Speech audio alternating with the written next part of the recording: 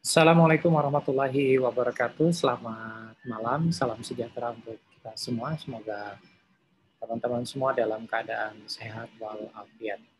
Saya Agus Setiawan Basuni dari Warta Jazz, live dari Warta Jazz House Gallery di kawasan Cimanggis, Depok. Malam hari ini, hari Rabu, tanggal 23 Desember 2020, merupakan sebuah kesempatan yang sangat menyenangkan untuk saya malam hari ini bisa kembali hadir dalam Warta Jazz Talk edisi 24. Dan malam hari ini kita tidak tanggung-tanggung akan kedatangan seorang presiden, walaupun tadi siang di Republik sebelah itu sempat ada reshuffle ya. Saya nggak tahu nih presiden yang ini nanti bakal ada reshuffle juga, bakal dia umumkan malam ini atau bagaimana. Segera saja kita sapa rekan kita. Selamat malam, Assalamualaikum warahmatullahi wabarakatuh. Bang Hari Toledo. Ya, Assalamualaikum warahmatullahi wabarakatuh. Waalaikumsalam warahmatullahi wabarakatuh. Wartajazz.com. Sehat? Alhamdulillah. Warnanya cerah sekali nih, kuning kunyit ini. Ini baju pemberian dari Warta Jazz ini pada event. Ya, ini sebenarnya nggak janjian ya guys. Malam hari ini saya juga pakai t-shirt Maratua Jazz, dan bagi teman-teman yang mungkin sempat mengikuti di sosial medianya Warta Jazz ataupun sosial medianya Hari Toledo beberapa tahun kemarin, tepatnya di 2018 dan 2019, memang saya mengundang Bapak Presiden ini untuk paling tidak perwakilan lah, untuk bisa hadir di garda depan atau pulau terdepan kita yang berbatasan dengan Malaysia dan Filipina, yaitu Pulau Maratua, untuk menghadiri sebuah acara yang dibangun oleh komunitas, yaitu Maratua Jazz and Dive Fiesta. Bung Hari, saya kayaknya enak manggilnya Bung ya, karena terkesan lebih egaliter gitu. Aktivitas seperti apa nih beberapa hari belakangan ini? Lagi sibuk apa? Ya, kebetulan sekarang dampak dari kegiatan selama pandemi saya, mungkin dampak dari kegiatan sosial yang dibuat oleh IBF Indonesia, musik untuk 5 kg beras, akhirnya itu membuahkan hasil. Saya sekarang lagi mengerjakan 7 album untuk penyanyi Brunei Darussalam, Malaysia, Singapura, dan Filipina. Jadi 7 orang. 2 orang dari Filipina, ya, dan itu penyanyi dari Angeles, kota Angeles, dan Manila. Jadi lagi mengerjakan itu. Jadi makanya 1,5 bulan terakhir agak, ya setiap hari ini begini aja nih. Alhamdulillah ya, ada aktivitas yang masih bisa bisa dikerjakan. Oke, kita mungkin akan bicara, saya akan bagi beberapa segmen obrolan santai kita malam hari ini, dan tentu saja kita juga akan menikmati beberapa karya, dan nanti juga ya seperti teman-teman sudah lihat, Bang Hari juga sudah memeluk sebuah bass. Ini bassnya apa nih? Yang endorse ya ini ya? Ya. Bisa cerita nggak itu bass apaan tuh? Jadi saya memakai ini Lakeland. Okay. Saya pakai Lakeland tapi 5 string. Cuman karena tadi waktu rekaman itu senarnya putus, kemudian saya untuk 5 string saya ini kebetulan ini presiden bass tapi agak kurang tertib nih manajemen senarnya. Stok saya habis. Jadi senar saya yang mati itu yang putus satu, kemudian saya gabung sama yang kemarin direbus. Jadi rebusnya belum dipasang. Jadi sekarang saya pakai Fender 4 string. Tapi Fender 4 string tidak melanggar endorsement karena saya kontraknya adalah dengan 5 string. Oke, baik. Kita akan bicara dulu mengenai awal mula seorang Hari Toledo terjun ke dunia musik. Tapi sebelumnya saya pengen tahu dulu, mungkin ini belum pernah ditanyakan atau mungkin pernah ditanyakan tapi saya lupa. Atau sebagian teman-teman mungkin belum mengetahui. Nama Toledo sendiri itu dari mana? Saya itu sebenarnya namanya Azharianto. Jadi nama Toledo itu sebenarnya adalah sebuah, dulu pernah di radio di Yogyakarta itu ada sebuah aktivitas. Saya dulu penyiar di radio Yasika FM Jogja. Kemudian di situ aktivitasnya ada masalah bola. Jadi dikasihlah saya nama Brazil, Toledo gitu. Tetapi belum saya pakai juga. Kemudian pada tahun 2001, pada saat itu saya mengikuti ada pertukaran pelajar dari provinsi saya, Provinsi Riau, itu ke Toledo, ke Amerika. Jadi akhirnya udah dimantapin aja. Tadinya manggilnya masih, ini maaf, ini saya jujur aja. Waktu itu manggil saya masih Hari Sego. Pernah dengar mungkin? Hari Sego. Sego itu artinya nasi, yaitu ya namanya juga anak kos, ya keterbatasan dana untuk makan dan lain-lain. Jadi lauknya 1, nasi 3. Jadi dikasih gelar Hari Sego. Nah kemudian dari itu saya mantapkan pakai nama Toledo itu. Alhamdulillah sampai sekarang masih terus pakai itu. Gitu. Pertama kali main musik itu kapan, dan instrumen yang dipegang itu pertama kali apakah memang langsung bass atau ada instrumen lain? Ya, jadi begini ceritanya. Pada saat SMP, saya sebenarnya bermain musik itu dari SD di kota saya di Taluk Kuantan, Riau. Itu saya mainnya itu justru main keyboard. Main keyboard, kalau Mas Agus ingat dulu ada keyboard Roland Juno, kemudian ada Farfisa, nah itu saya pernah main itu, sama organ mereknya Lowry, saya pernah main itu. Kemudian, cuman pada saat itu memang bass itu tidak terkenal. Jadi bass itu sebagai rhythm section berada di garda belakang. Nah akhirnya udah kamu main bass ya. Karena main kecil, siapa main kecil yang ngalah aja ikut. Kemudian main bass itu dari SMP mulai ke SMA. Kemudian diteruskan pada saat kuliah. Kemudian selesai kuliah, saya sempat belajar agak lama sedikit dengan Dintaba. Dintaba itu adalah orang Jepang berkebangsaan Amerika Serikat. Dia basisnya David Benoit. Kalau kita baca itu bahasa Indonesia David Benoit gitu ya. David Benoit. Itu saya ketemu beliau waktu itu di Amsterdam. Jadi ya jadi merangkap jadi kuli lah waktu itu, sempat kuliah belajar dan kembali itu langsung membuat proyek dengan Rio Moreno yang nama bandnya Cherokee. Jadi awalnya dari situ dan itu udah menjadi basis terus. Itu cerita singkat.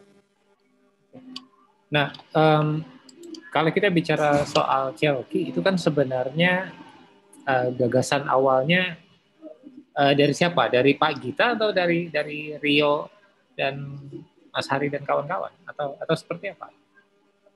Jadi ini sebenarnya Cherokee itu sebenarnya itu adalah sebenarnya awalnya itu adalah idenya band reguler waktu itu di Jam. Ada saya, ada Iwan Miras, ada Agus Montero, Ade Priyanka, dan waktu itu kita masih kompi yang akhirnya ya Rio kenapa kita diajukan gitu dan langsung diterima demo itu dulu. Dan itu prosesnya sangat cepat, nggak berlama-lama itu langsung 2002 langsung sudah mengeluarkan album dan langsung kita selesai dari tur DIY Jateng dan Jawa Barat, habis itu langsung kita ke Singapura, itu negara pertama yang dikunjungi. Itu saja Cherokee. Ya, dengan Cherokee kan itu membuat satu album ya, Inner Beauty. Tapi kalau tidak salah yang mengisi vokalnya justru Jul Ahmad ya di sesi rekamannya. Jul Ahmad isi rekamannya. Jadi waktu itu, ya.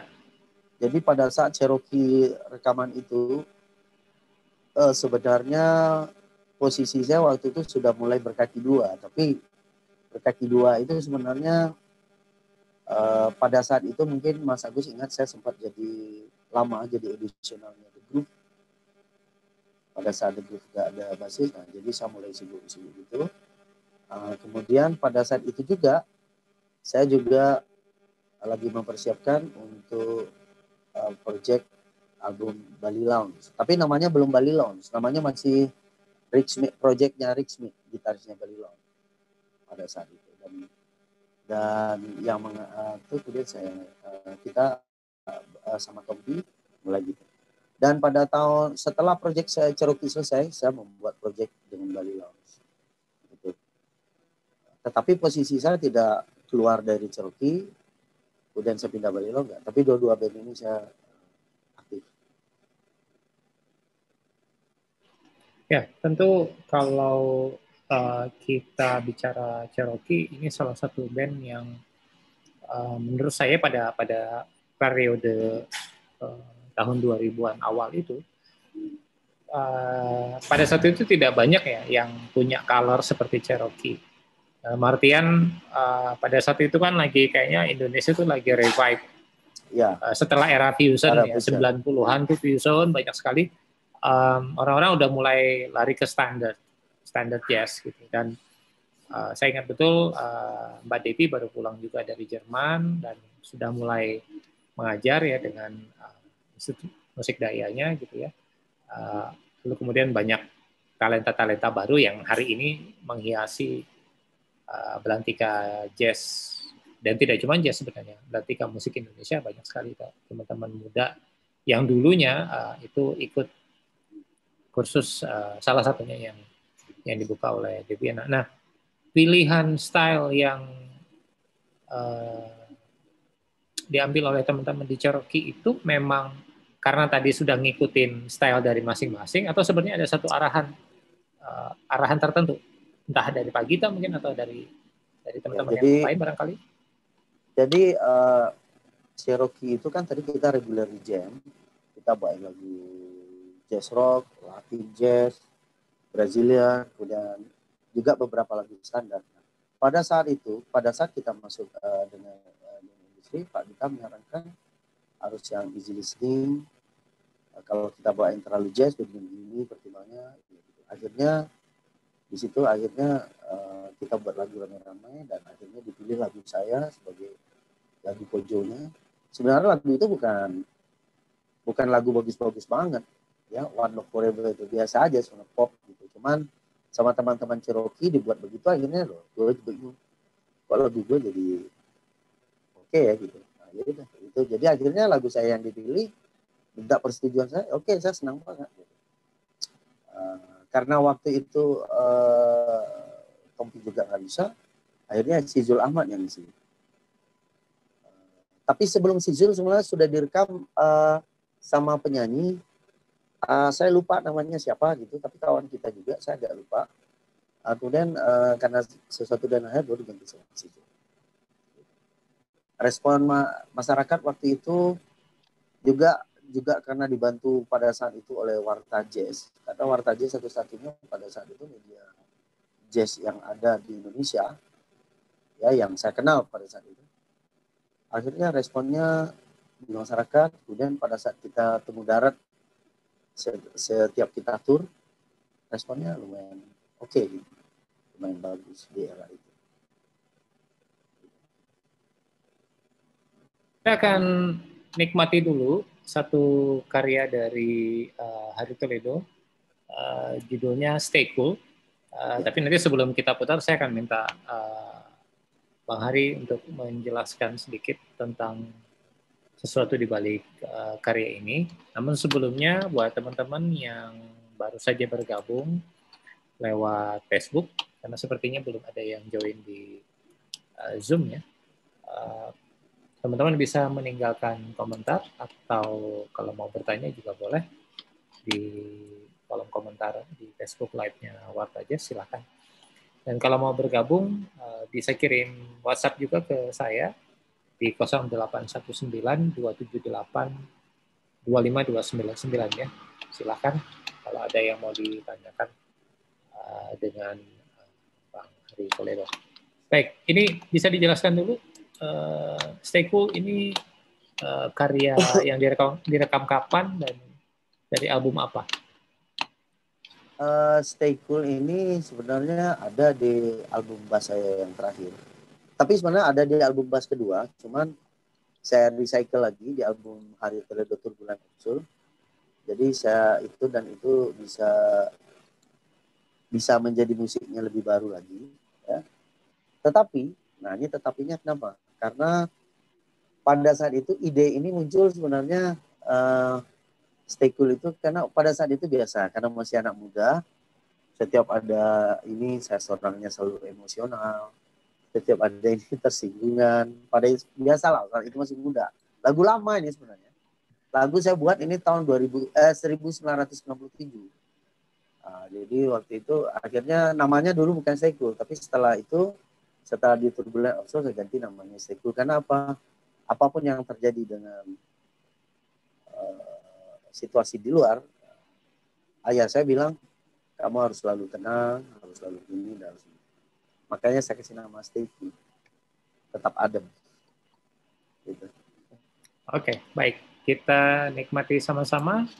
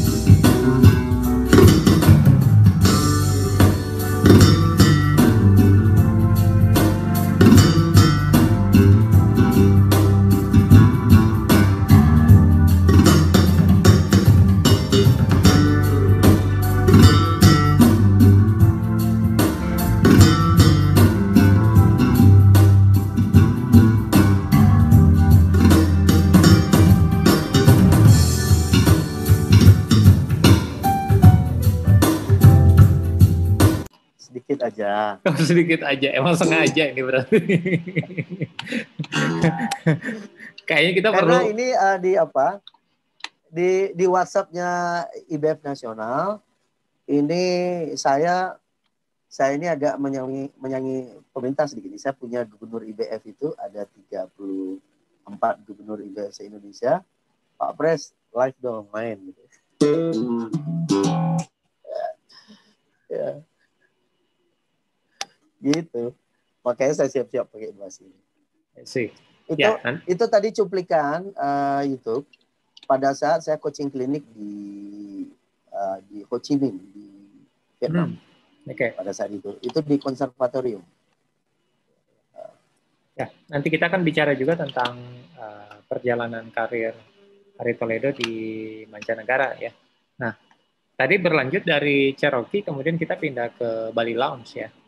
Di Bali Lounge kan itu melejitkan nama Tompi ya kalau saya bilang. Karena pada saat itu juga ya sebenarnya dalam konteks kita bicara konstelasi musik jazz Indonesia lebih khusus vokal memang tidak banyak vokalis sebenarnya, bahkan di level dunia sekalipun tidak banyak vokalis jazz pria yang menonjol gitu ya, walaupun attempting-nya itu banyak lah, banyak orang yang berusaha untuk menjadi the next Al Jarreau dan seterusnya gitu. Tapi yang benar-benar bisa naik ke permukaan mungkin hanya beberapa saja. Bali Lounge itu sempat merekam 2 album ya? Ya, 2 album. Itu memang ya, cuman sampai itu aja atau memang sebenarnya sudah ada rencana lanjutannya? Begini, saya cerita dari album pertama. Album pertama itu memang Pak Gita mengumpulkan itu ada Rick Smith dari Amerika, Bruno dari Prancis, juga piano. Kemudian pemain drum dari Malaysia, Luis Pragasan. Kemudian ada featuring kita namanya Alex, itu pemain perkusi dari Malaysia, tapi Malaysia Indian ya. Kemudian ada backing vokal juga dari Singapura dan dari Australia. Dan dari Indonesia saya dengan. Nah untuk berikutnya kita dengan formasi yang asli itu dulu main di sempat kalau nggak salah saya di Java Jazz, kemudian di Jack Jazz juga kalau nggak salah gitu ya. dan beberapa event lain juga di Bali Jazz juga dulu di Hard Rock Cafe-nya. Kemudian album kedua, nah ini repotnya begini karena ada istilah begini Mas Agus. Di dalam Bali Lounge itu kan semuanya sudah jadi panglima.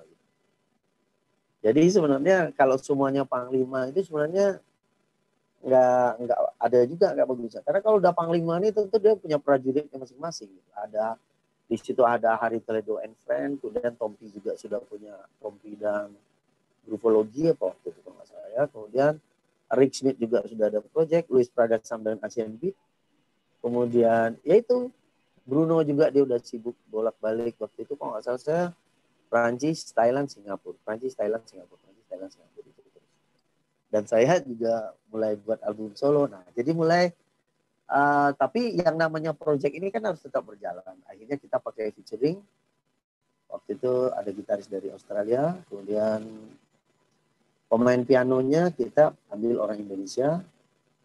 Itu yang sangat saya cintai, Al-Fatihah buat beliau, yaitu Alvin Lubis almarhum. Itu sebagai synthesizer keyboard. Kemudian ada Astrid piano, Luis Pragasam, saya. Tetapi pada saat itu tidak ada Tompi. Jadi kita dibantu oleh Iwan Abdi.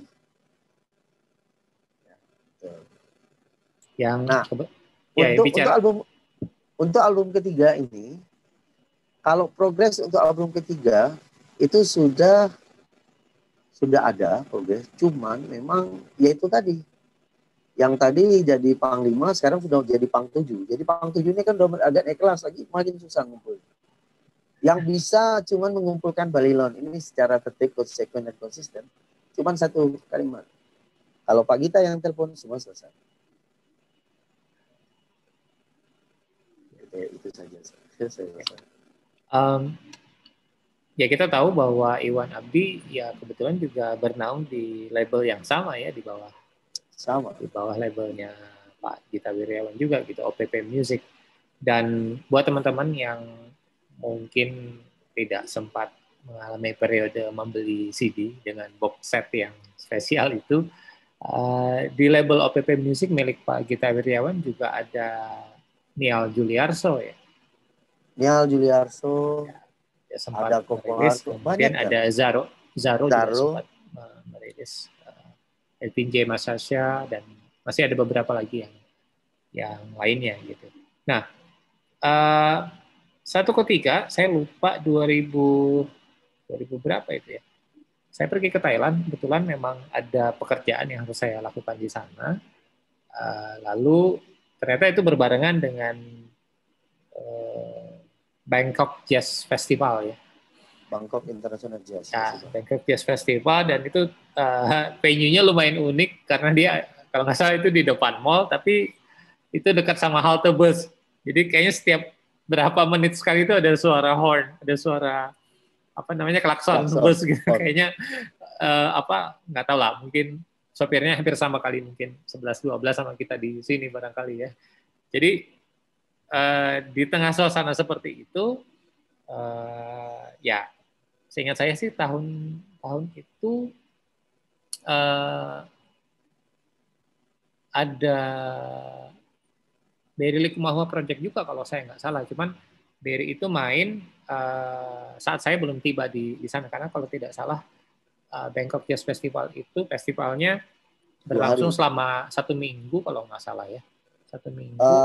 Tapi 1 minggu itu bukan jazz semua, ada yang budaya. Campur-campur ya kayaknya ya. Campur. Tapi kalau musiknya cuma 2 hari. Dan dalam 1 malam itu cuma ada beberapa band saja, jadi tidak seperti misalnya festival yang lazim kita lihat di Indonesia dengan banyak sekali performer di setiap malam dan banyak sekali panggung. Nah, yang saya kaget ketika saya perhatikan yang main bass waktu itu Bob James yang tampil. Loh, kok kayaknya saya agak khawatir tuh, panggungnya agak rubuh gitu. Karena ada pemain bass yang sangat berbobot gitu. Jadi begitu saya bilang, loh, ini kok ada orang Indonesianya gitu, ada seorang Hari Toledo yang mengiringi Bob James. Itu gimana ceritanya tuh? tampil pada saat itu sebenarnya saya tuh mendadak sebenarnya, karena ya namanya juga pemain cadangan. Dan itu alhamdulillah terjadi sampai terakhir kemarin tahun 2017. Saya masih cadangan, jadi pada saat itu saya rasa netenis nggak bisa. Kemudian ya hubungan Pak Gita Wirjawan mungkin dengan Bob Jim bagus ya, mungkin ya coba aja basis Bali Lounge, mungkin begitu ya. Itu dicoba, alhamdulillah dari Bangkok International Jazz Festival, akhirnya saya ikut di Singapura juga Bob Jim Trio, kemudian di beberapa negara lain juga, akhirnya terus-terusan itu. Saya rasa mungkin karena murah dan bisa dimarahi, pakai pesawat apa aja mau berangkat, mungkin nggak banyak milih mungkin. Nah, jadi ya udah, daripada nggak ada basis kan, mungkin itu anu saya aja. Tetapi yang jelas yang saya merasa bangga pada saat itu di Bangkok International Jazz Festival itu, karena pada saat itu kan Mas Agus ingat nggak, pada saat itu hari hujan lebat, habis itu berhenti hujan lagi, berhenti lagi, habis itu hujan lagi banyak, habis itu berhenti lagi. Akhir penontonnya itu nggak banyak, ya kan? Betul. Betul kan? Nggak banyak penonton. Itu karena hujannya sangat lebat waktu itu. Nah, akhirnya. Padahal itu artis yang tampil keren-keren semua loh ya. Iya. Ada melodi Gardo juga gitu, karena melodi Gardo ada. beberapa hari setelah Bangkok Jazz Festival itu saya juga melakukan wawancara dengan Melody Gardo di Singapura gitu, pada saat itu. Oke, lanjut Bang Hari. Nah, jadi karena hujan, jadi akhirnya sepi. Nah akhirnya kita, kalau nggak salah waktu itu hampir 1,5 bulan kemudian, hampir 2 bulan kurang, itu dipanggil lagi. Tapi proyeknya proyek Bob Jim Trio. Yang main drum, saya nggak tahu ya, dari Korea, perempuan namanya. Ya, karena waktu itu kan bahasa Inggrisnya belepotan, jadi saya nggak banyak ngomong, jadi orang pendiam. Gitu. Jadi akhirnya ya udah, kita main trio. Nah di situ akhirnya alhamdulillah Mr. Bob dia suka, kata dia bilang, Hari saya suka rhythm section kamu, saya suka kamu punya tone, dan saya suka kamu punya attitude. Karena memang Pak Gita waktu itu memberi pesan kepada saya, kamu harus hati-hati Hari, harus profesional dan betul-betul menjaga segala sesuatunya menjadi lebih baik. Ini adalah pintu gerbang kamu untuk ke depan. Nah, itu alhamdulillah. Jadi kalau mungkin beliau punya beberapa basis alternatif sudah nggak ada gitu misalnya, akhirnya saya itu mungkin menjadi salah satu alternatif agak-agak ke belakang, itu nggak apa-apa. Karena alternatif agak ke belakang ini lumayan sering juga. Ya, tentu kita patut berbangga bahwa salah satu pemain bass kita, Hari Toledo, juga masuk di dalam daftar pilihan sideman yang dipilih oleh pianis keyboardis kenamaan Bob James ya. Nah, beranjak dari kegiatan yang ada di Bangkok itu, kita lompat ya ke ke 2000 berapa ini, 2006, 2007, 2008 itu kelihatannya lagi masa-masa kalau saya bilang lumayan produktif ya, karena dulu itu seingat saya tidak terlalu banyak sebenarnya karya-karya dari para musisi di Indonesia, khususnya yang di genre jazz. Karena memang saya tahu salah satu kendalanya adalah untuk memproduksi sebuah album biayanya terlalu mahal. Oh, besar banget. Ya. Nah, tapi Hari Toledo secara konsisten itu selama 3 tahun berturut-turut ngeluarin Soul Emotion Bass 1, 2, 3 gitu ya. Kalau kita flashback lagi, apa yang melatar belakangi di periode itu sangat produktif? Jadi begini, pada tahun 2005 saya lupa bulan berapa itu, saya waktu itu main dengan Aya, namanya Aya, itu pianis dari Jepang, itu di Jazz Exhibit di Singapura. Nah di situ saya ketemu dengan Mas Agus, mungkin tahu bahwa dulu pernah juga main sama Bob Jim, itu James Genus, pemain bass Itu salah satu, saya anggap itu salah satu guru saya, karena selama seminggu saya di Singapura, saya selalu ikut sama dia. Karena waktu itu dia jadi artis utamanya dan saya ini jadi openingnya. Gitu. Kemudian saya banyak tanya sama dia lihat main, Hari, kamu harus berani buat album solo. Kamu coba main begini. Hah? Saya kaget waktu itu. Yang berbicara nih seorang James Janus. Lah gua nih siapa gitu. Skill aja ayah-ayahan begini. Kalau masalah nekat, Ari Toledo nomor 1 gitu. Nekat, mental baja, sama meleset is the best, itu rajanya saya lah. Gitu. Jadi akhirnya dia mengasih beberapa pola, kemudian itu ya, kemudian akhirnya pulang dari Singapura, saya singgah ada salah satu toko musik, nggak apa-apa ya disebutin ya toko musiknya. Itu toko musiknya Swilly. Swilly di Bras Basah. Jadi di situ saya beli sound card. Kemudian mau beli speaker flatnya mahal banget, udah beli di Indonesia aja nanti. Jadi waktu saya SEB 1 itu saya belum pakai speaker flat yang bagus. Saya masih pakai bekas speaker tape Polytron saya. Jadi sementara saya pakai itu, nah jadi hasilnya album 1 itu agak kurang gimana gitu karena nggak flat. Tapi saya coba terus dah membangun itu. Nah, akhirnya pada album kedua bass saya tuh sudah mulai bisa mengupgrade komputer saya, udah mulai pakai drum, udah mulai ini. Jadi agak berbeda. Kemudian album ketiga mulai berkembang, ada featuring, ada ditambah string section, ada pemain solo juga. Jadi mulai berkembang. Jadi itu prosesnya memang beri tangan ke James Janus, kemudian juga saya juga banyak dialog dengan Luis Pragasa. Hari, you can play. Kamu bisa main apa aja, coba. Kemudian Mas Agus tahu gitaris dari Korea, si Jack Lee. Nah, beliau ini janji, Hari, kamu buat album, saya akan bantu kamu. Tapi begitu dia ngomong bantu-bantu, dihubungin. Gak dibalas, gini aja, akhirnya gak ada. Terus begitu saya ketemu sama beliau, waktu itu kalau nggak salah terakhir kita ketemu di Jepang, ya Pak, saya di Tokyo. Sorry gitu. Waktu dia bilang, ayo kamu bikin album, saya akan bantu nanti gini. Wah, cuma bantu doang. Mungkin karena saya tahu dia sibuk banget waktu itu ya, karena gimana, akhirnya ya janji tinggal janji lah. Gitu. Tapi nggak apa-apa. Minimal dia memberikan spirit. Gitu. Nah sampai album bass saya ya sudah 5 Mas. Jadi ada Ari Toledo and Community, kemudian yang terakhir Ari Toledo Turbulent Observer. Seorang Marcus Miller itu apa sih artinya buat seorang Hari Toledo? Marcus Miller itu sangat banyak memberikan inspirasi pada saat itu, adalah inspiring bagi saya sendiri ya, karena kalau pingin seperti dia itu ya jauh ya, cuman paling tidak banyak pengaruh terutama dari slap saya, tone saya mengambil dari Marcus Miller. Groove saya suka dengan style beliau bermain.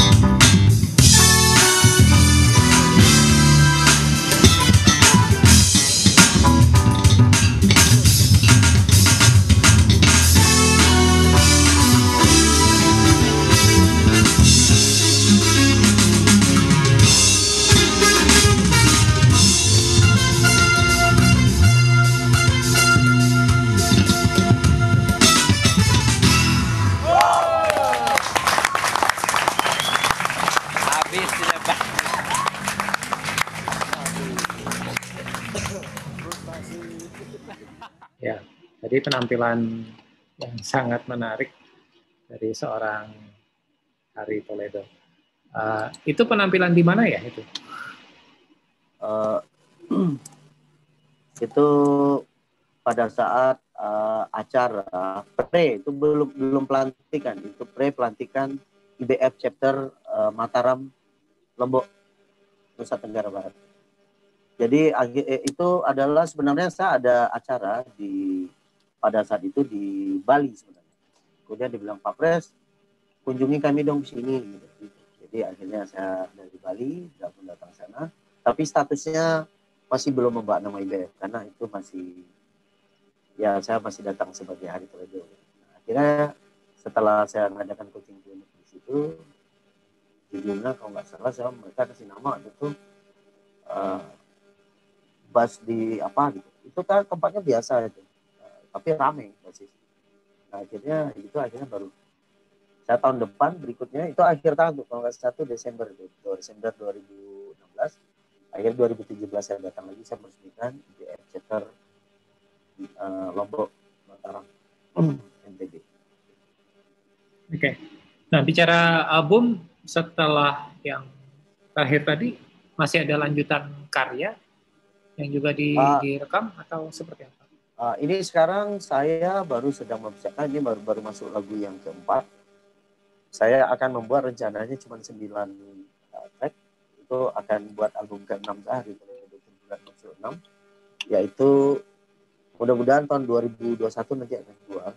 Sebenarnya agak berhenti pengerjaan album saya ini karena tiba-tiba start mulai Oktober pertengahan sampai sekarang saya disibukin oleh ada sedikit rezeki dari Tuhan Yang Maha Esa, ada Joni, kemudian beberapa project album dari Brunei, Malaysia, Singapura, dan Filipina.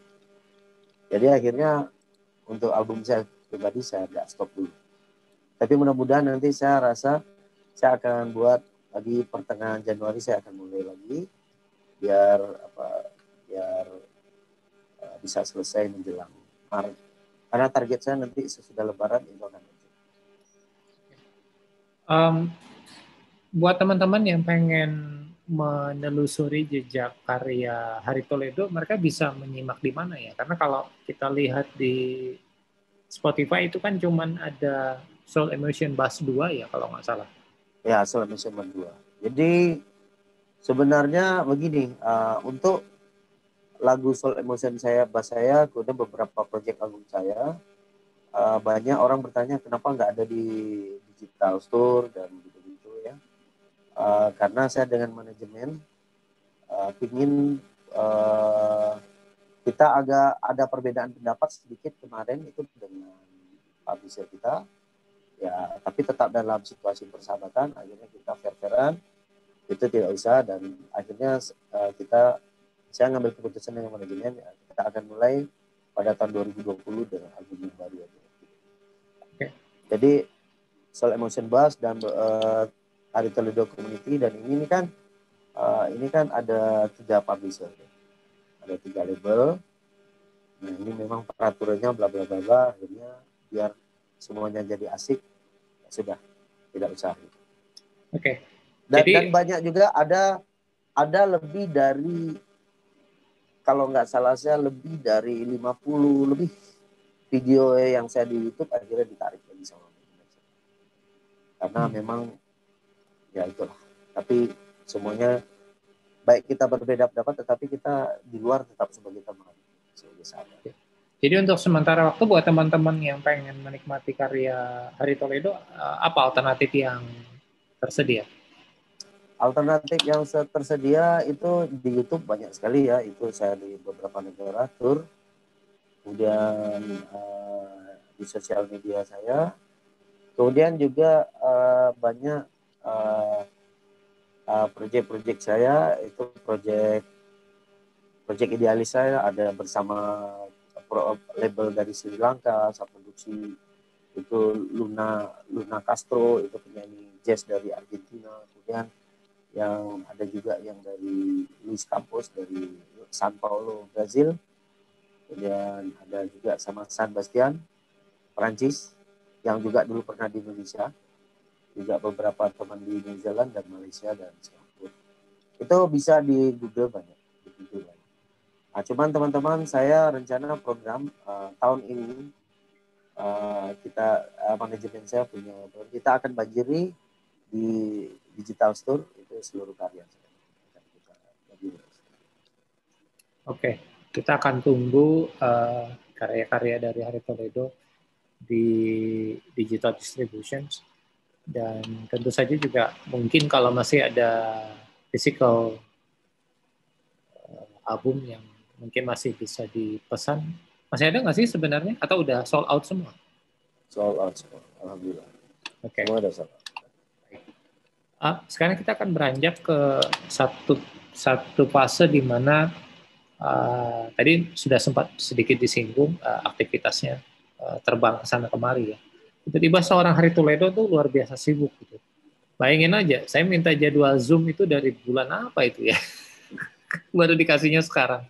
Luar biasa gitu. Nah, saya mau mulai dengan aktivitas yang memang satu sisi membuat Hari Toledo sangat sibuk, tapi di sisi lain saya bangga karena terlihat bahwa aktivitas yang dilakukan itu mendapatkan perhatian dari seluruh provinsi di Indonesia, yaitu Indonesian Best Family.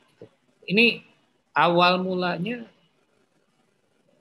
tercetus kegiatan ini, lalu kemudian sampai punya 34 gubernur, lalu diangkat jadi presiden, itu kayak gimana ya? Ini pakai money politik nggak ini? Ini tidak makar. Ini adalah kegiatan organisasi yang sedikit banyaknya ya. Saya selalu menanamkan kepada seluruh anggota saya untuk bisa bermanfaat di wilayah masing-masing. Jadi IBF ini dulunya adalah sebuah komunitas. Ya, dulu kita kasih namanya Indonesian Best Community. Kemudian begitu saya menjadi waktu itu belum presiden, masih ketua umum. Sebelum saya itu ada Mas Ali Kuple, ada banyak di situ, ada Basri juga. Kemudian saya ini adalah pilihan terakhir karena tadinya saya adalah anak buah di situ. Kemudian bersama Dewan Penasihat IBF saya diangkat menjadi ketua umum.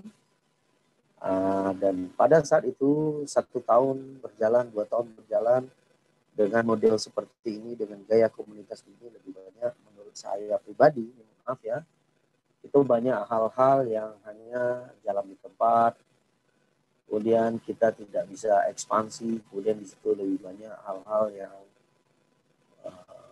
bicara itu selalu bahas.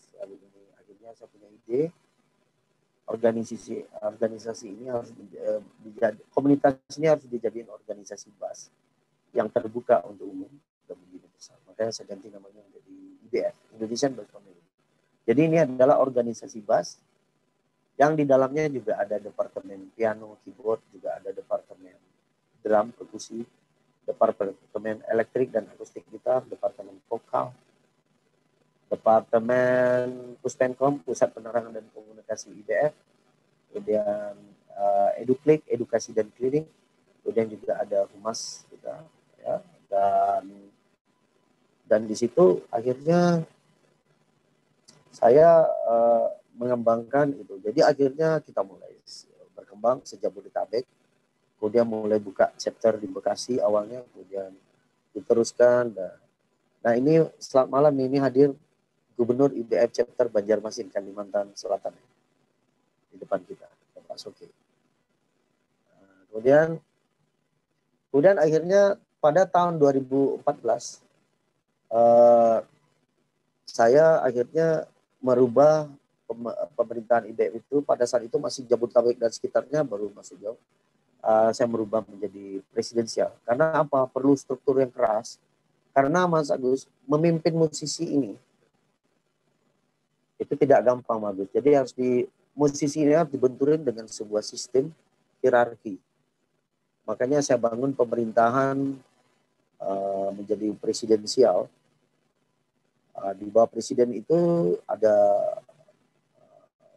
wakil presiden, Kemudian di wakil presiden itu ada sekretaris jenderal IBF Pusat Jakarta, kemudian ada wakil sekjen, kemudian di bawah wakil sekjen itu ada 11 staf yang membawahi bidang administratif semua. Kemudian di bawah itu ada lagi kepala staf pembantu presiden, itu Pak Dimas. Di bawah kepala staf pembantu presiden ini baru departemen tadi. Nah, di bawah departemen ini kita punya ketua lagi, namanya ketua wilayah. Ada ketua wilayah Sumatera, Sulawesi, Pak Indonesia Timur, kemudian Kalimantan, dan beberapa tempat daerah istimewa yang kita anggap istimewa. Daerah istimewa ini disebut dengan IBF chapter tipe B. Jadi IBF itu ada 2 tipe A dan tipe B. Tipe B ini adalah sebuah daerah khusus, kecil tapi padat seperti Yogyakarta. Nah, itu kita buat tipe B. Tapi kalau seperti Jawa Tengah itu adalah IBF chapter besar, itu dia tipe A. Nah, itu. Nah, kemudian di bawahnya setiap provinsi dan setiap baik tipe A maupun tipe B itu dipimpin olehnya yang kami sebut dengan gubernur IBF. Nah, gubernur IBF ini membawahi seluruh provinsi, yang di bawahnya itu ada IBF Korwil, namanya IBF Koordinator Wilayah.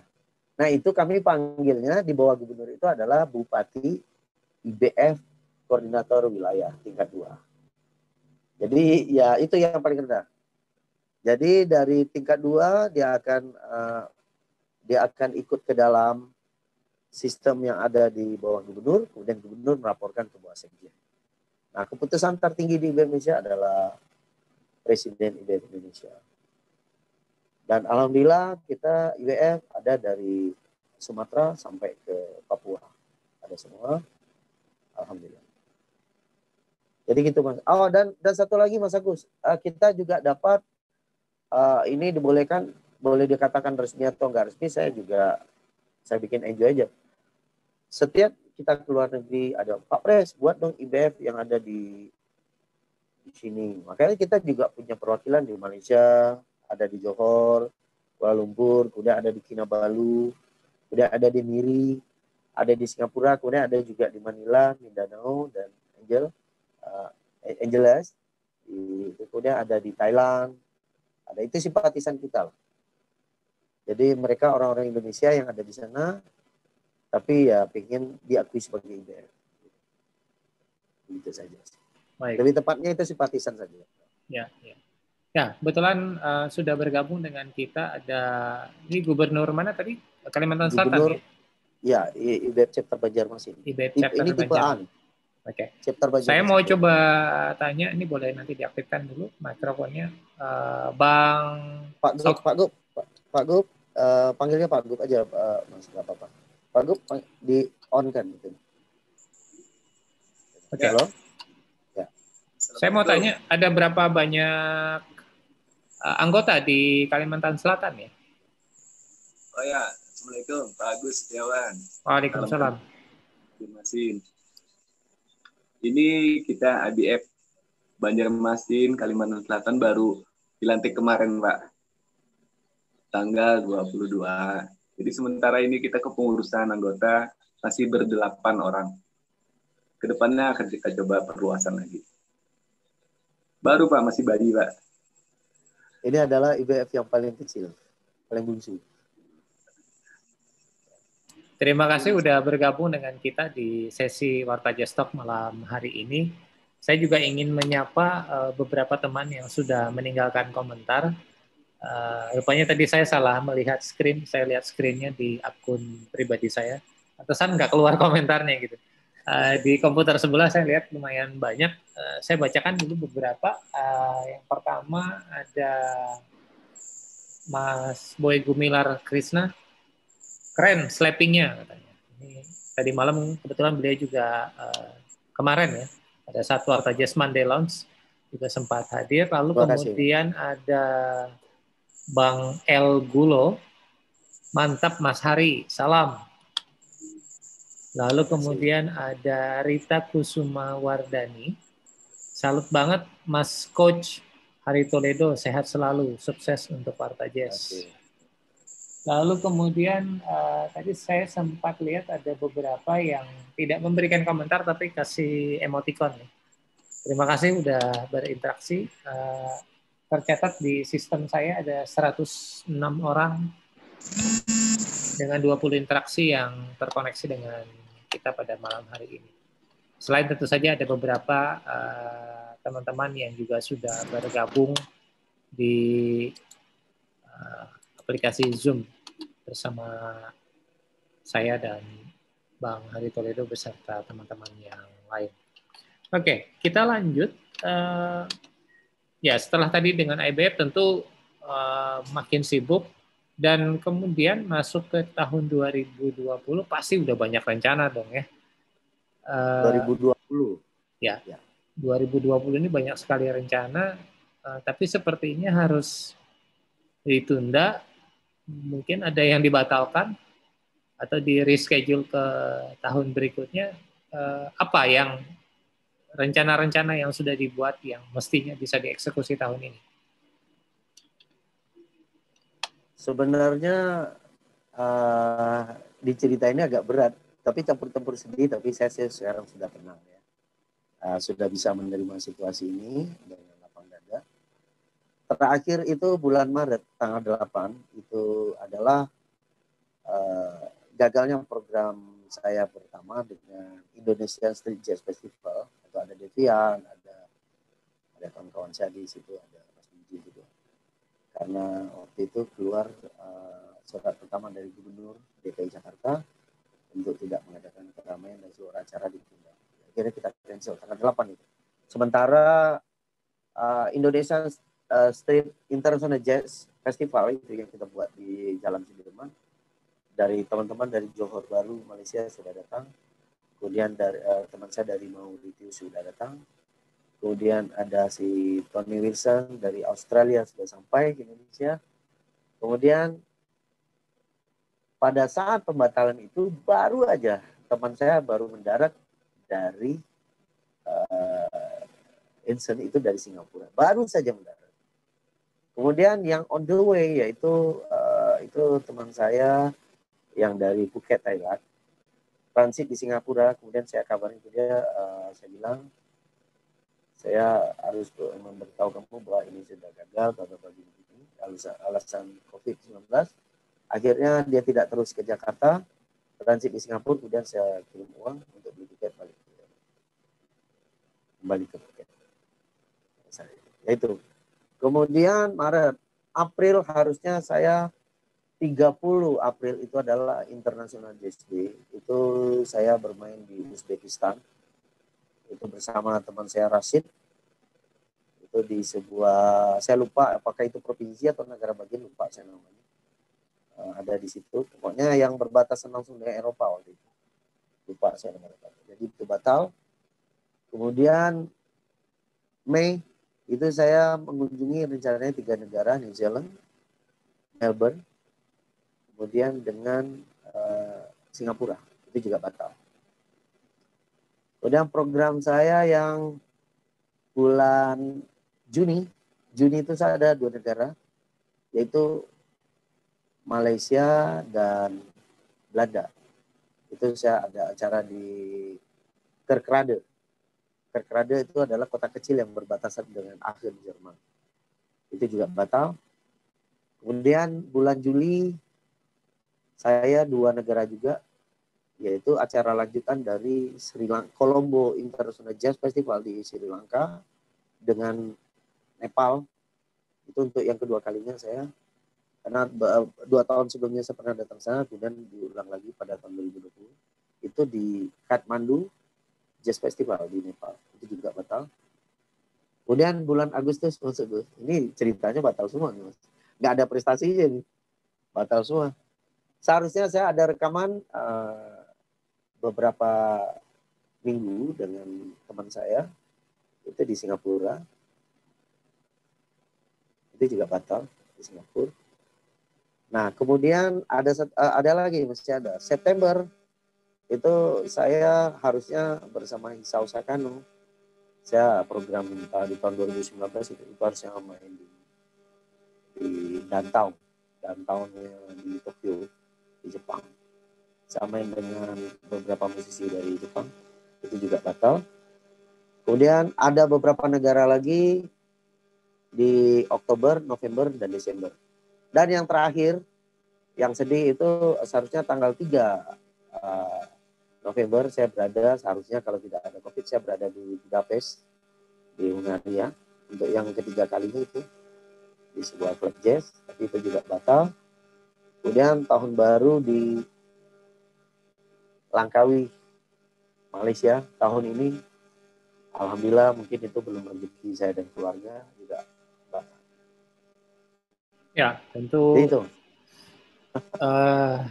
Ya, yang jelas sih kita tetap harus bersyukur bahwa dalam kondisi yang tadi kita sudah dengar sama-sama dari Bang Hari, di sisi yang lain kita masih dalam keadaan sehat walafiat. Minggu lalu kita sempat ngobrol sekilas di sesi Warta Jazz Talk bersama Rio Moreno yang berjuang luar biasa dan alhamdulillah bisa survive. Karena ada rekan kita yang juga kita sempat satu perahu bareng-bareng pagi-pagi di Maratua tahun 2018. Ternyata beliau sudah dipanggil oleh Yang Maha Kuasa ya. Al-Fatihah untuk kawan kita Mas Rudi ya. Yang waktu itu bareng-bareng sama-sama kita pagi-pagi di Maratua bersama Uyau Morris dan ada satu orang lagi rekan dari Kemenparekraf. Ya, dalam konteks COVID-19 tentu tadi sudah dijelaskan jadwal yang sedemikian padat sepanjang tahun gitu ya, yang terpaksa harus saya tidak mengatakan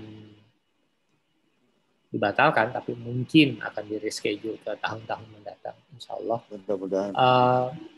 Di sisi yang berbeda, kita memperhatikan di laman media sosial, terutama Facebook, lalu kemudian belakangan ada Instagram dengan program Instagram. Nah, Hari Toledo come up dengan satu program yang beda dari semua yang lain, yaitu Music for 5 kg atau musik untuk 5 kg. Bagi teman-teman yang mungkin tidak sempat mengikuti program itu ya dan kebetulan menonton wawancara kita atau obrolan kita pada kesempatan kali ini, Bang Hari mungkin bisa menjelaskan apa sih itu Music for 5 kg itu? Sebenarnya begini, pada bulan Maret itu saya stres karena sudah stres, akhirnya saya buat jam session. Kalau teman-teman bisa lihat tuh saya mulai jam session dengan kawan-kawan saya dari Amerika, kemudian ada yang dari Afrika juga, dari Nigeria, sama yang jam step, Donali, kemudian ada swing, ada bebop, pokoknya yang begitu lah. Tapi Mas, pada awal April, pada pertengahan April tepatnya, itu tepatnya saya lupa tanggal berapa, tapi awal-awal minggu pertama akhir itu, saya belanja di sebuah minimarket di situ, dan kebetulan saya membeli beras 5 kg yang satu paket itu. Di situ saya belanja, kemudian beli mie dan nanti untuk kebutuhan keluarga saya. Pada saat saya keluar dari itu Mas, saya tanpa sengaja ditemui oleh seorang yang berlari-lari ke mobil saya pada saat saya membuka bagasi saya, dan orang itu, Pak minta maaf Pak, saya ingin mengganggu sebentar. Ibu siapa? Saya gitu kan. Sebab saya takut, sebab ini saya kan nggak kenal orang. Saya benar Pak, demi Allah Pak. Dia membawa ini Mas, dia membawa kaleng itu kaleng roti. Terus apa, Pak saya minta, boleh nggak Pak, minta 1 gelas saja. 1 gelas apa? Beras yang Bapak beli itu, saya minta 1 gelas. Karena saya betul-betul putus. Bu, Ibu tinggal di mana? Kebetulan saya berada di sebelah komplek PU. Nah, komplek saya itu di komplek PU. Bintaro sektor 1, ya Remboa. Kemudian saya membuktikan apakah benar dia komplek PU. Ternyata begitu saya datang ke sana, itu suaminya sakit, saya nggak tahu sakit apa, tapi yang jelas dia kursi roda, kemudian punya anak 2, tapi maaf Mas, ini harus saya ceritakan, yang tidak bersih, ada ingus dan macam-macam begitu. Kemudian ibu itu bingung karena dan dia bapak kalau nggak percaya masuk, saya nggak percaya juga. Saya masuk ke dalam rumahnya, Mas itu cuma tinggal Indomie rasa soto 1 biji. Pak ini akan kami makan malam ini bertiga dan beras saya ini ada di sini. Saya tengok berasnya, dia dapat, saya nggak tahu itu raskin atau apa, berasnya juga nggak terlalu bagus. Kalau udah numpuk-numpuk itu beras apa namanya? Ada apa sih namanya? Ya itulah, ada kutunya itu. Apa sih? Oke. Ya, ya. Ya itu. Jadi begitu. Sementara di mobil saya beras berkilo-kilo. Saya beli buah-buahan untuk anak saya. Di mobil saya itu sabun mandi cair, seluruh kebutuhan. Ya pokoknya ada lah. Akhirnya saya berpikir gini, Mas. Saya bilang ada Dek, ada berapa? Pak, ini ada 4 karung ya. Ambil 1 karung itu. Saya bilang yang 5 kilogram itu. Yang 5 kilogram ambil yang kecil itu. Cuman saya nggak puas, Mas. Saya beli kasih 5 kilogram, ini paling cuma berapa hari. Oke, saya bilang gini, Dek, kamu balik ke Indomaret, ambil 10. Akhirnya kita beli 10. Maaf teman-teman, ini tidak ada maksud ria, tapi ini adalah tuntutan dari Mas Agus untuk cerita. Akhirnya saya kasih, udah saya kasih Indomie, saya kasih bla bla bla yang lain. Untuk kebutuhan dia paling tidak dalam waktu sebulan itu, paling tidak dia sudah bisa berpikir lagi. Dan pada saat itu, yang hanya saya keluarkan sekian ratus ribu uang, itu ibu itu dengan sangat ikhlas ingin mencium kaki saya sujud. Itu yang membuat saya jatuh, Mas. Saya langsung angkat dia, Bu, minta maaf, saya orang Maja biasa, justru saya belajar. Akhirnya saya karena tidak mau kelihatan menangis, ya malu juga udah tua begini nangis kan, akhirnya saya balik ke mobil, saya cerita ke anak saya. Itu contoh bahwa kita lebih bersyukur. Akhirnya sampai di rumah saya berpikir gini, bagaimana caranya saya bisa berbuat walaupun duit saya tidak banyak, tetapi untuk tahun ini hidup saya bisa cukup dengan tabungan saya dari beberapa tahun yang lalu. Saya pergi ke beberapa kunjungan beberapa negara, kemudian saya buat. Kalau saya membantu keuangan saya mungkin saya nggak cukup. Akhirnya saya ada ide, saya membuat musik, Mas. Kemudian saya mengajak orang untuk bernyanyi, direkam pakai videonya dia, pakai video phone. Kemudian vokal yang dari video phone itu saya punya alat namanya integrative voice, Looklearn 112. Ya itu adalah memisahkan audio yang ada di handphone, yang video handphone itu menjadi data WAV, kemudian saya edit.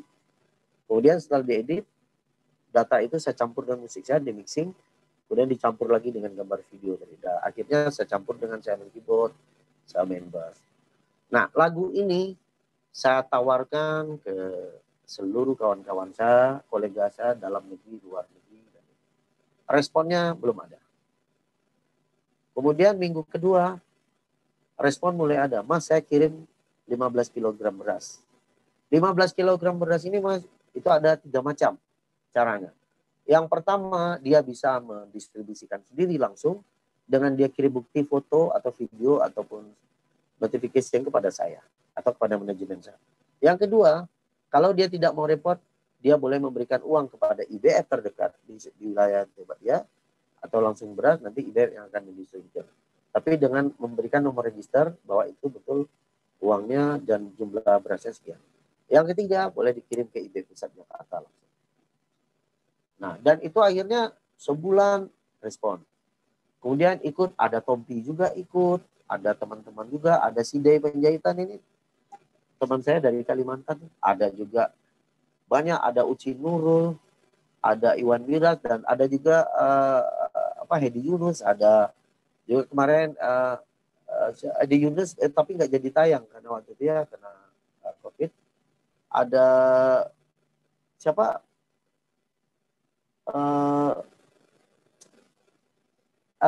Elva Singer itu siapa ya, Cok? Gus Wisman. Lupa saya. Satu lagi. Yana Julio. Yana Julio. Yana Julio, itu juga. Yana Julio itu bisa menghasilkan berapa ton. Kemudian ada yang dari rock itu ada Mbak Mel Sandi. Kemudian ada Ita Purnamasari.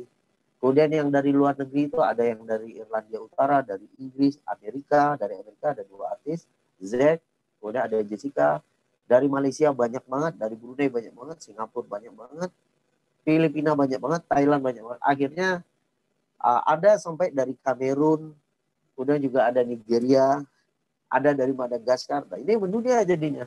Dan alhamdulillah kemudian ada juga dari Patricia Keller, itu dari Irlandia Utara, dia mengirim beberapa ton beras. Akhirnya alhamdulillah sampai akhir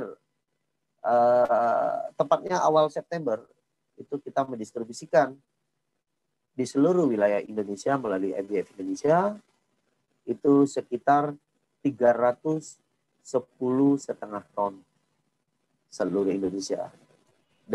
Kemudian juga ada yang memberikan uang, akhirnya kita belikan ke beras, itu lebih kurang sekitar sekian ratus juta. Saya nggak enak nyebut jumlahnya, karena itu terlalu besar dan nanti jadi riak.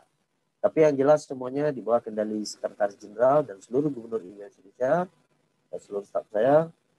Saya cuma bilang kalian cuma boleh mengambil 10% itu untuk operasional. Karena mendistribusikan beras itu Mas, itu ada yang kita harus masuk ke dalam kampung, masuk ke dalam ini. Bahkan ya itu yang Mas lihat, saya tur sampai ke Jawa Tengah, di belakang saya ada truk.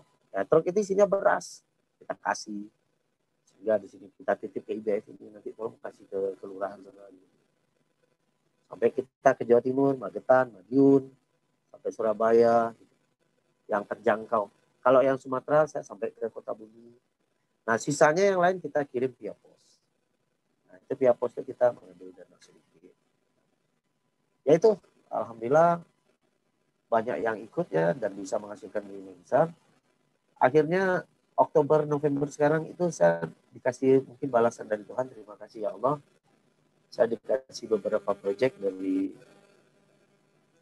teman-teman dari negara ASEAN kita, Brunei, Malaysia,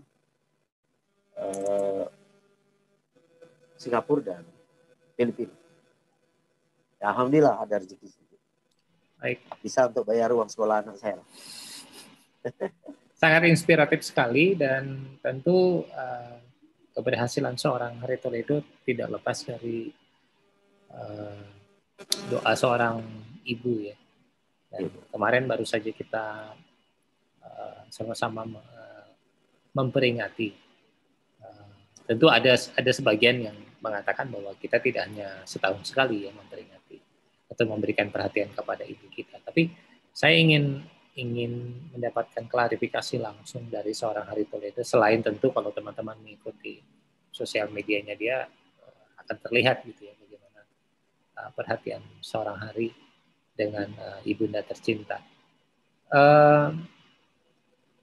Seberapa penting sih sosok ibu bagi seorang Hari Toledo? Bagi saya, mungkin saya agak ekstrim ya. Ibu itu bagi saya adalah segala-galanya. Mungkin ini kalimat klasik. Setelah ayah saya tidak ada, kalau ya mereka berdua bagi saya adalah pahlawan kehidupan. Jadi bagi saya pernah membaca ini Mas, 200 tokoh kebudayaan dan 200 tokoh kesenian di dunia. Itu di situ ada satu kalimat yang membuat saya agak terpana gitu. Bahwa orang yang berhasil itu adalah orang yang sangat mencintai ibu.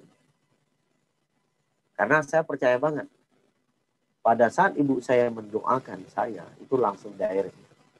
Tidak melalui via, tidak melalui by, tidak melalui media apapun. Itu direct ke Tuhan menurut saya. Karena apa? Karena saya basically dulu adalah anak yang durhaka. Anak yang kurang baik, ya. Kemudian apalagi pada saat itu saya kembali dari luar negeri, kembali ke Indonesia, jadi cukup dengan belagunya, sombongnya, gayanya, songongnya, sengaknya, merasa so hebat, merasa the best. Tapi seluruh kemampuan yang saya punya, itu saya sulit untuk bisa berkembang. Selalu aja, setiap ada prospek, selalu aja gagal. Setiap ada rencana, selalu aja putus di tengah jalan. Setiap ada ini. Saya akhirnya memutuskan, saya ada kesalahan ini. Gitu. Kemudian, pada saat album Cherokee berproses, saya kembali ke Riau. Kemudian saya mencium kaki ibu saya dan saya minta ampun kepada dia dengan seluruh dosa dan salah-salah saya. Karena saya dulu tuh pelawan, Mas. Pelawan itu durhaka lah. Pokoknya saya pernah nunjuk tangan kiri ibu saya pernah gitu. Itu yang saya sesali sekarang. Setelah itu, Mas, setelah saya kembali dari Riau, 3 minggu kemudian, itu yang saya bilang, saya diundang langsung ke Los Angeles, Amerika Serikat. Pada saat itu bukan untuk bermain musik, tapi untuk pertukaran pelajar, pertukaran budaya Melayu. Dan gitu. Jadi waktu itu melalui atas kebudayaan, waktu itu saya dapat link, langsung terbuka. Dan mulai sejak itu sampai sekarang nikmat itu saya rasakan. Jadi bagi saya, ibu itu adalah senjata saktinya kita. Apabila sedikit saja kamu melukai hati ibu itu, apapun yang kamu cita-citai tidak akan terjadi. Saya dari tahun 2012 ya sampai tahun 2019 kemarin itu baku gitu. Even saya keluar negeri, negara ini itu banyak banget. Dan itu berkat doa beliau. Makanya di masa ya sekarang sudah uzur beliau, sudah 85 tahun umurnya, saya manfaatkan untuk betul-betul memberikan perhatian kepada beliau, karena itu adalah kesempatan emas bagi saya untuk memberikan yang terbaik kepada ibu saya. Jadi dari 0 tahun sampai saya umur 29 tahun itu adalah hari hitamnya hari itu pendurhaka dan gitu. Kemudian umur 30 tahun sampai sekarang saya sangat menghormati dan mencintai ibu saya. Dan itu terbukti, Mas. Makanya bisa main. Alhamdulillah. Baik, ada satu peribahasa, kasih sayang ibu sepanjang masa, kasih sayang anak sepanjang kala. Ibu adalah satu sosok yang pastinya akan selalu mendoakan anak-anaknya, walaupun anak-anaknya mungkin ya, ada yang agak sedikit dalam tanda kutip nakal misalnya gitu ya. Nah, ya ini contohnya. Sebelum nanti kita minta Bang Hari untuk tampil sedikit saja, karena itu sayang mubazir ya, bassnya udah dipegang, gitu. udah disetting tadi gitu. Tapi saya akan coba putarkan juga nanti pada bagian akhir, ada satu karya yang dipersembahkan oleh Studio 9. Ini karya apa ini yang jadi nanti akan kita putar di bagian akhir ya. Studio 9 ini adalah sebuah studio, itu milik putranya Ivo Nila Krishna, itu yang lama. Ya. Nah itu saya pada saat itu bekerja sama dengan beliau, karena waktu itu saya baru pulang dari Istanbul, Turki.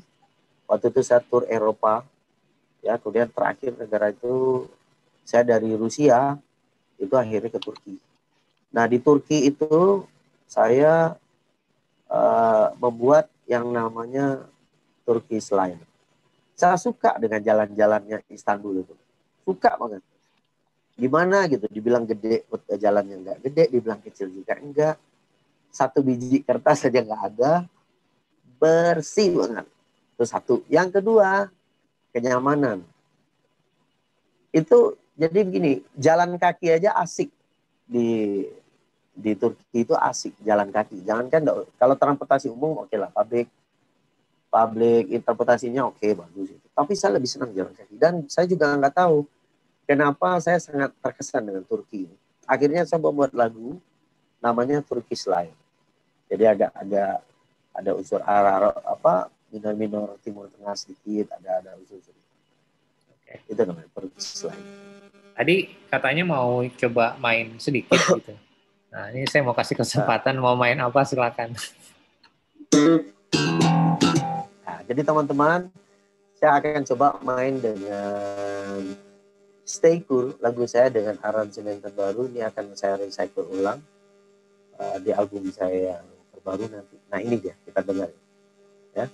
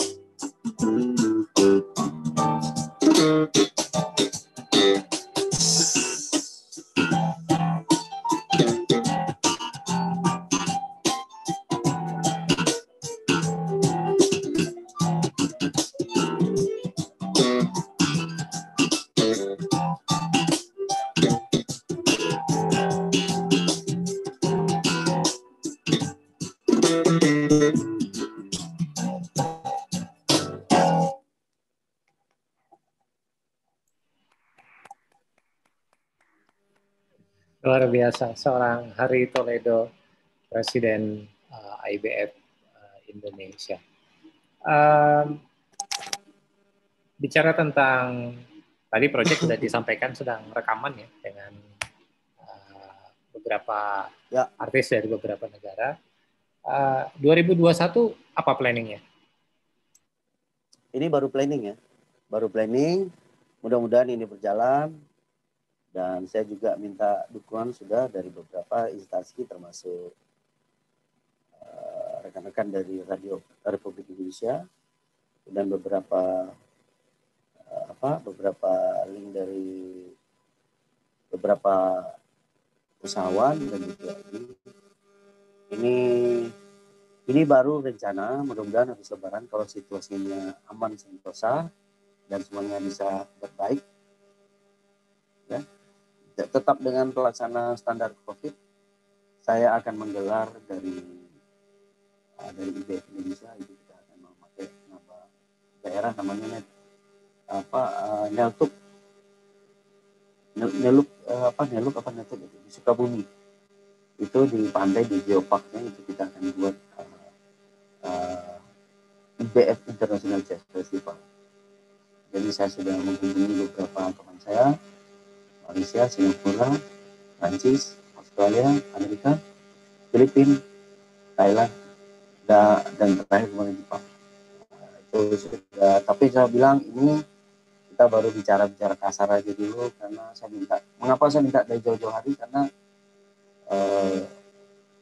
mudah-mudahan ini bisa terlaksana dengan baik. Itu yang berikutnya. Kemudian saya juga mempersiapkan album saya juga akan keluar nanti. Ya, yang tadi konsepnya tahun 2019 dirancang agak gimana-gimana, akhirnya akan ada nanti unsur-unsur ini menceritakan tentang COVID sedikit, pandemi. Jadi ada instrumen saya judulnya tuh Pandemi is Dead.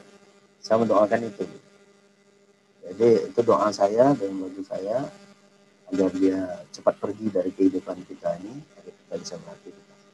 Kemudian program yang selanjutnya, tapi ini baru rencana.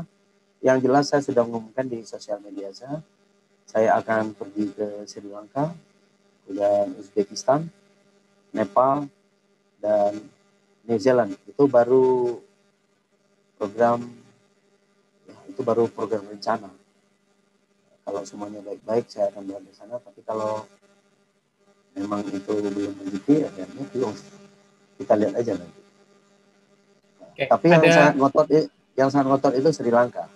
Karena coaching klinik saya di Colombo kemarin itu di Yamaha Center Colombo Sri Lanka, itu mendapat respon dari kota Colombo, katanya, ya saya tidak tahu itu menurut mereka coaching klinik paling mudah. Kalau menurut saya sih bukan paling mudah, karena saya memang mampunya segitu gitu. Jadi mungkin skill gitu dia tangkap bagi mereka mudah mungkin. Jadi mereka suka. Bisa aja merendah Pak Presiden. Ada saran-saran nggak untuk teman-teman muda Indonesia yang mungkin baru mau memulai karir di musik dan kemudian sekarang pandemi begitu? Dari seorang Hari Toledo, ada yang bisa disampaikan? Ada Mas, ini 3 hal yang ingin saya sampaikan kepada kawan-kawan. Pertama, ini adalah untuk anggota saya di seluruh Indonesia, di IBF manapun berada. Kita harus realistis kan. Mau menangis kita, mau manjat pohon, teriak-teriak, mau apapun, situasi ini tetap akan seperti ini. Dan prediksi saya ini tidak akan bisa cepat selesai menurut saya. Dan kita tidak usah mikirkan apakah ini 1 tahun, 2 tahun, 3 tahun ke depan itu ini masih ada, nggak usah dipikirkan. Karena itu urusan Tuhan. Urusan kita adalah menata kehidupan ini agar tetap terus berjalan dengan mengisi hal-hal yang bersifat optimis. Dan pesan saya yang kedua, bagi seluruh, ini saya nggak mau menyampaikan pesan ini untuk teman-teman di luar IBF, karena saya takut. Karena saya cuma menyampaikan untuk organisasi saya aja. Kalau untuk orang luar nanti saya takut salah. Jadi saya ingin menyampaikan kepada kawan-kawan bahwa terus beraktivitas, terus optimis untuk berkarya. Tidak usah dipikirkan lakunya, tidak usah dipikirkan ini, dan hindarkan kegiatan-kegiatan yang itu bukan kegiatan musisi. Salah satu contoh, saya sempat memberhentikan beberapa orang anggota saya yang kita mendapatkan mereka mengikuti aktivitas yang di luar kebiasaan IBF Indonesia.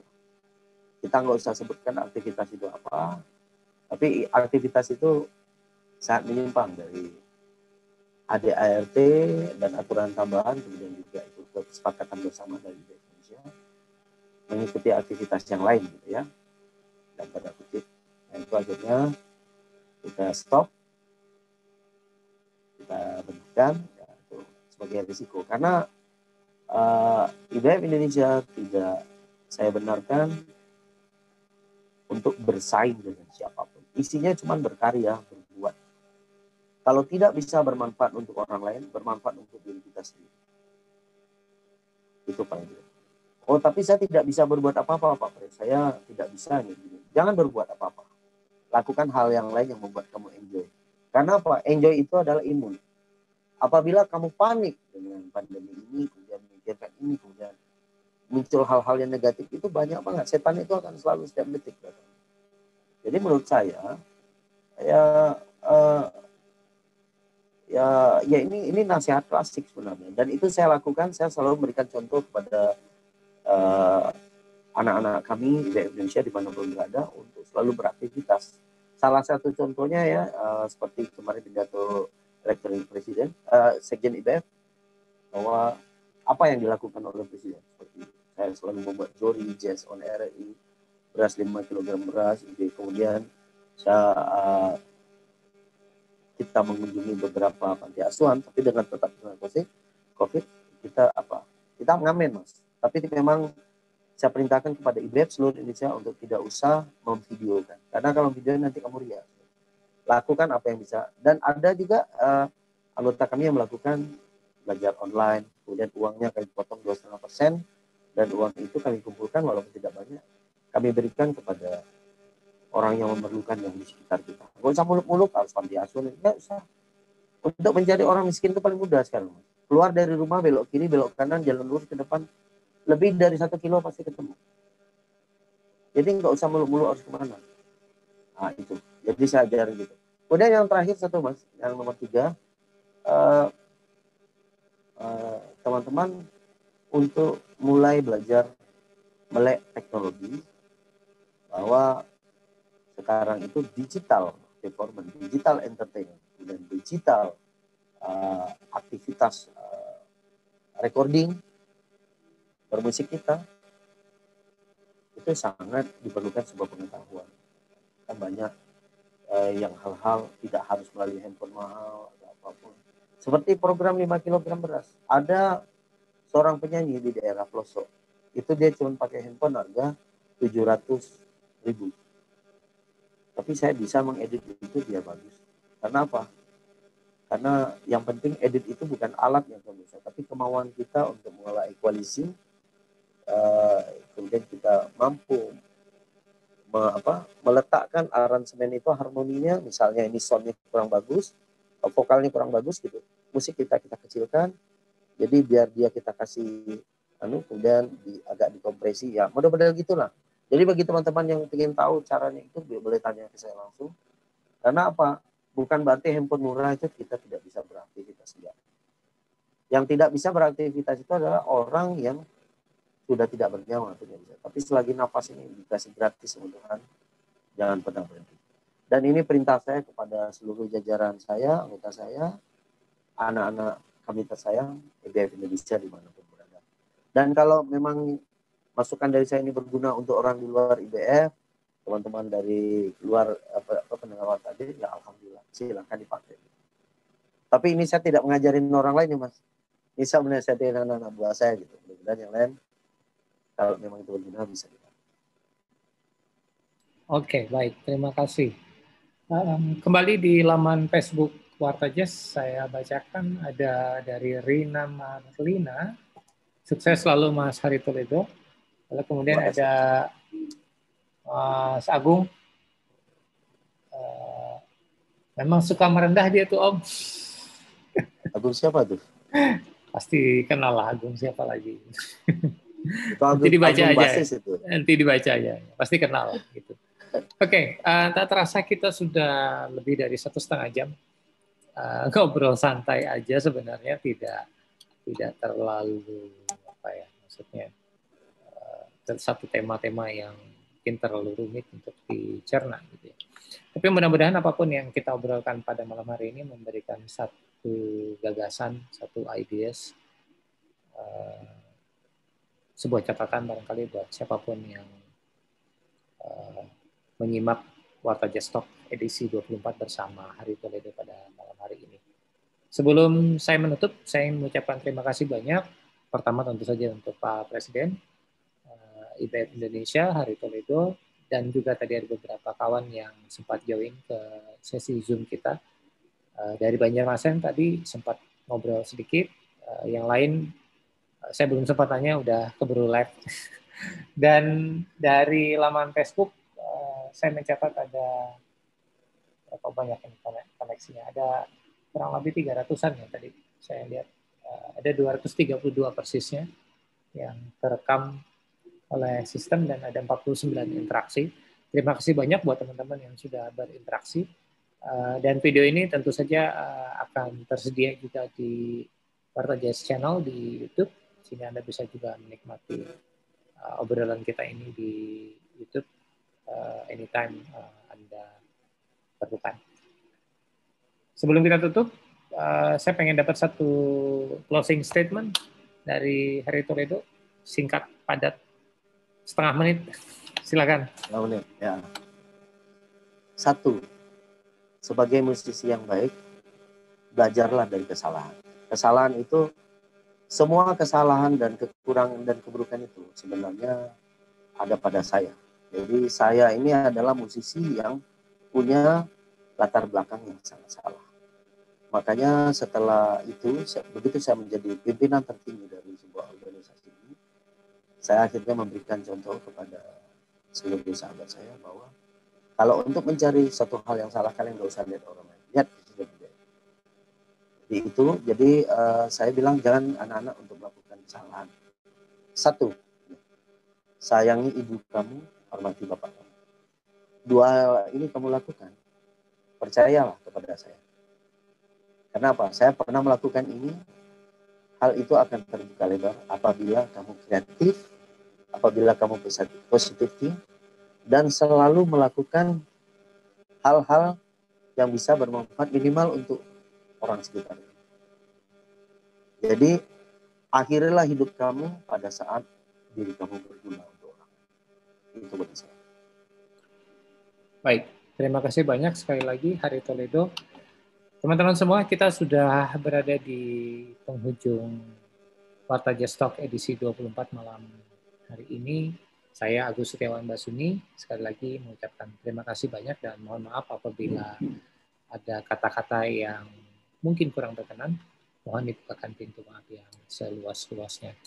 Kita akan bertemu kembali dalam edisi Warta Jazz Talk ataupun Warta Jazz Monday Lounge di kesempatan mendatang. Jangan lupa untuk selalu cuci tangan setelah beraktivitas, jaga jarak, ya, dan menggunakan masker apabila Anda beraktivitas di luar ruangan. Dan yang paling penting sekali adalah jaga kesehatan, selalu positif thinking dan optimis. Semoga Allah Subhanahu wa Ta'ala selalu melimpahkan kesehatan untuk kita semuanya.